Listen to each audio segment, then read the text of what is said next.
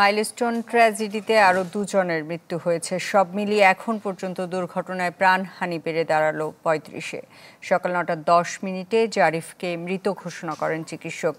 সপ্তম শ্রেণীতে ইংলিশ ভার্সনে পড়ত জারিফ। তার বাড়ি রাজবাড়ী সদর উপজেলার শ্রীপুর এলাকায়।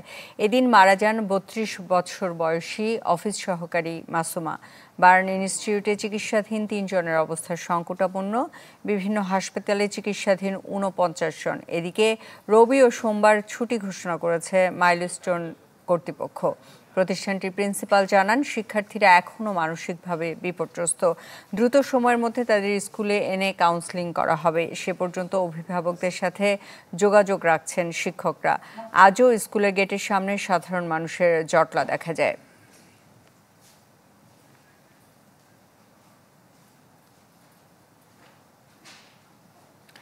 আমাদের সাথে বার্ন ইনস্টিটিউট থেকে যুক্ত হচ্ছেন মাহবুবুর রহমান।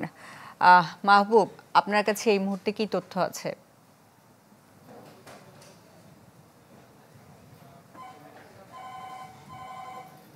সুস্মিতা, এই বার্ন ইনস্টিটিউটে সকালে এক শিক্ষার্থীর মৃত্যু হয়েছে। তার নাম হচ্ছে জারিফ। সে মাইলস্টোন স্কুল অ্যান্ড কলেজের ইংরেজি মাধ্যমের সপ্তম শ্রেণীর শিক্ষার্থী ছিল। সে সকাল ৯টার পরে আসলে মৃত্যুবরণ করে এবং তার শরীরের চিকিৎসক যেটি জানিয়েছে, তার শরীরের ৪০% দগ্ধ ছিল।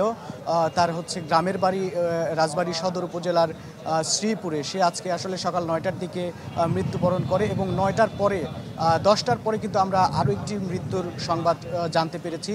সেটি হচ্ছে মাসুমা নামের ৩৮ বছর বয়সী একজন মৃত্যুবরণ করেছেন। তার শরীরের ৯০% দগ্ধ ছিল। সে মাইলস্টোন স্কুল অ্যান্ড কলেজে একজন অফিস সহকারীর কাজ করত। সে কিন্তু এই 10টার পরে মৃত্যুবরণ করেছে। আমরা ডাক্তারের সাথে কথা বলেছি, যেটি জানতে পেরেছি সেটি হচ্ছে যেহেতু এই মরদেহগুলো হস্তান্তরের একটি প্রক্রিয়া রয়েছে এবং সেই প্রক্রিয়া মেনটেন করে এই মরদেহগুলো পরিবারের কাছে হস্তান্তর করা হবে, যার জন্য একটু সময় লাগবে, হয়তোবা দুপুর অথবা তার কিছু পরে অথবা বিকেলেও হতে পারে এই মরদেহগুলো তাদের পরিবারের কাছে আসলে হস্তান্তর করা হবে। এবং আজকে 2টা মৃত্যুর পর এ নিয়ে কিন্তু এই ঢাকার বার্ন ইনস্টিটিউটে মৃতের সংখ্যা দাঁড়ালো 17 জন এবং এই আইসিইউতে যারা ছিল, অর্থাৎ যারা শঙ্কায় ছিল, ক্রিটিক্যাল রোগী যারা ছিল, সেই ক্রিটিক্যাল রোগীর সংখ্যা কিন্তু এখন 3 জনে দাঁড়িয়েছে। এবং এই মুহূর্ত পর্যন্ত এই বার্ন ইনস্টিটিউটে বিদেশি এবং দেশি